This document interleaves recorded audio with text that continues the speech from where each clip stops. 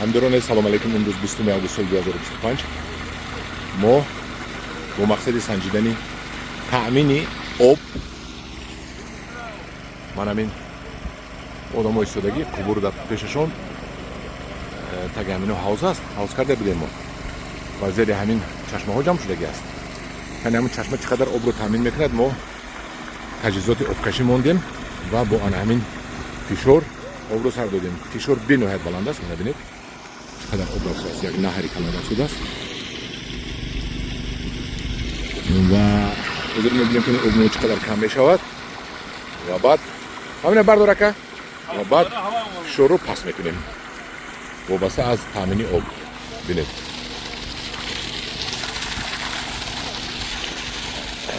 این از درون همین روبایی 400 میلیمتر اصل دین.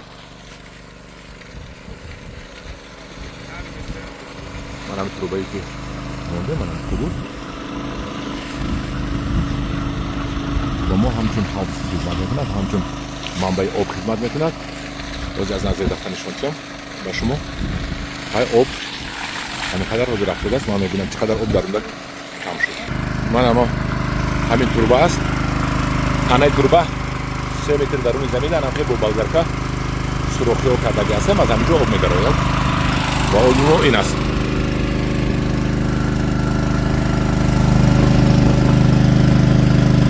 بینید که آب هم کم شده ایستاده است.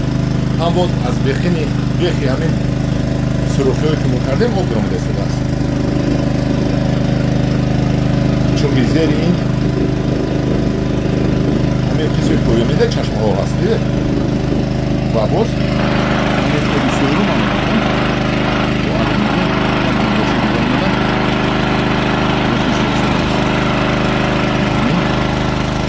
منبع آبی ما من این تجهیزاتی آبکشی است. مود پمپ هم میبینیم که این آبی ما چقدر کم میشود در فشار بلند و باز حساب کتاب متماتیکی میکنیم و بعد آب رو میزنیم. آب رو ما ساعت 11 و 10 سر دادیم. اکنون حساب میکنیم 11 و 10 سر دادیم. منبع هم زمان آب کم شده ایستاده است، هم زمان آب پر شده ایستاده است. این آب پاس شده لیکن در قسم پایانیش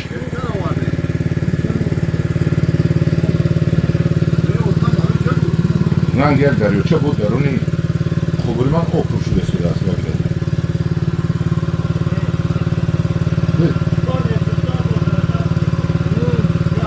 ما فشار رو پس کردیم چون که تیز خالی شد و من اونقدر آب در کار نبود. ما فشار رو پستر کردیم لیکن پس بودنش هم پس نیست. من همین آب رو که میبینید و من 10 مرتبه آب کم در کار است.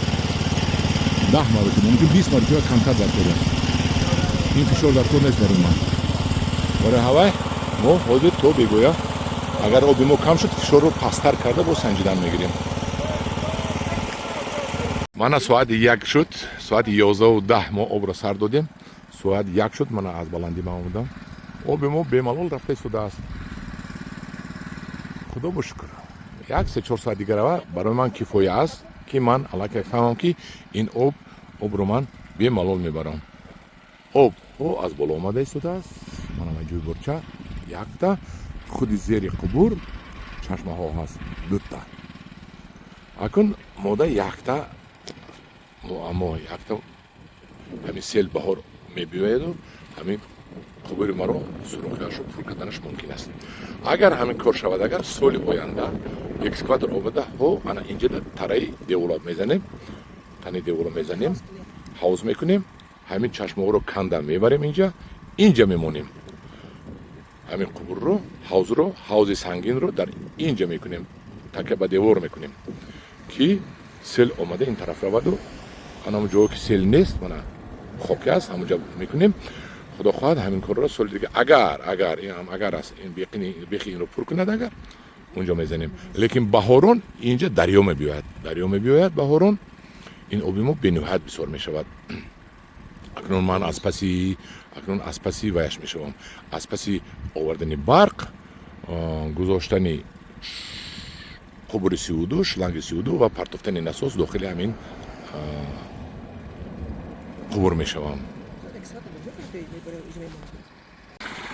мана оби мо 2.5 соат шуд рафта истодааст. ҳамин фишоре ки мебинед, ман мумкин 20 маротиба ин фишор об кам гирам. ин об ниҳоят зиёд аст, барои ман дар кор нест. ва оби дохили қубури мо 2 метр буд 80 сантиметр шудааст. 1.20 кам шудааст. ин фишор бисёр баланд аст, мебинед, барои ҳамин. лекин дар 2.5 соат ин қадар кам шудааст. фикр мекунам то бегона ҳам мебиёяд. ба ман ин қадар дар кор об нест ку.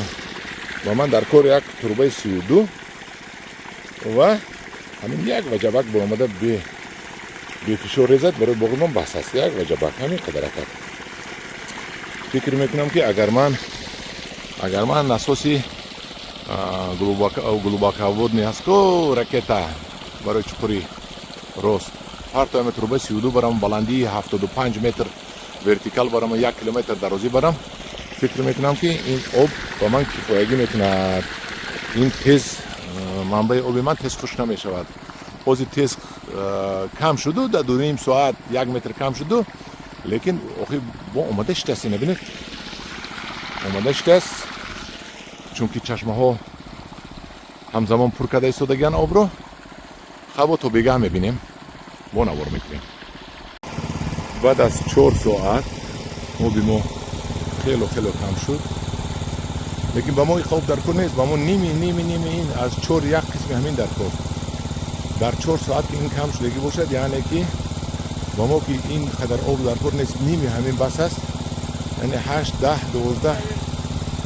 хулоси гап, оби мо шаб бо бисёр мешавад. шабона ин обҳои мо бисёр мешавад.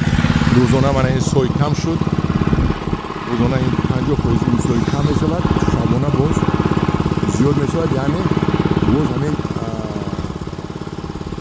чашмаҳое ки дар дохили ҳамин труба ҳаст, инҷам чашма ҳаст, нарехта шудааст, инам бо шабона зиёд мешавад. ана барои ҳамин фикр мекунам ки оби мо вақти трубаи қутри 32 қатӣ барем,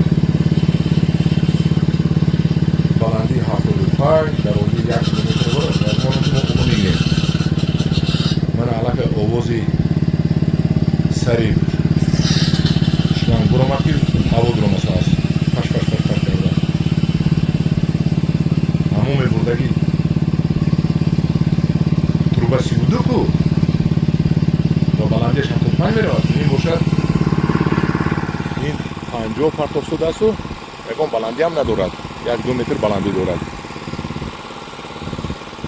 яъне обро вақте ки мо ба боғ мо мебарем, ними ин об нест, ин нимам кам мебарем. яъне оби мо фикр мекунам ки мерасад. барои ҳамин ҳозир ҳамин 4 соат бурдем, кифоя. дигар то бегона оба сар наметием, хулосабарорӣ мекунем ва қубур мешинонем. яъне бо шумо чӣ мегӯяд? яъне такрор мекунам. қубури мо 32 мешавад, баландии мо 75 мешавад, дарозии мо 1 километр мешавад. ҳозир қубури мо 50 ҳаст, партофта истодааст обро, баландӣ надорад, фишораш бисёр баланд аст. ҳамиро 4 маротиба зарб занем, 16 соат. 16 соат мо ба об равад, аз 16 соат зиёд меравад, чунки доим пур шуда меистад. ана ҳамҷорон азиз, ҳамин буд таҷрибаи мо. таҷрибаи мо ҳозира шуда 70-80% анҷомид. ногуфта намонад ки ман ҳамин дар ним рӯз ҳамин сой 50% обаш кам мешавад дар ним рӯз. лекин саҳари рӯз мебиед ку ин бо 50% ҳам қадарига об зиёд шудагааст. инчунин таги ин санго чашма бурамадагааст. ҳамҷорон азиз, ҳа якун аз паси қубурхобкунию вақт гузарониаш мешавад. дар паноҳ худо бошед.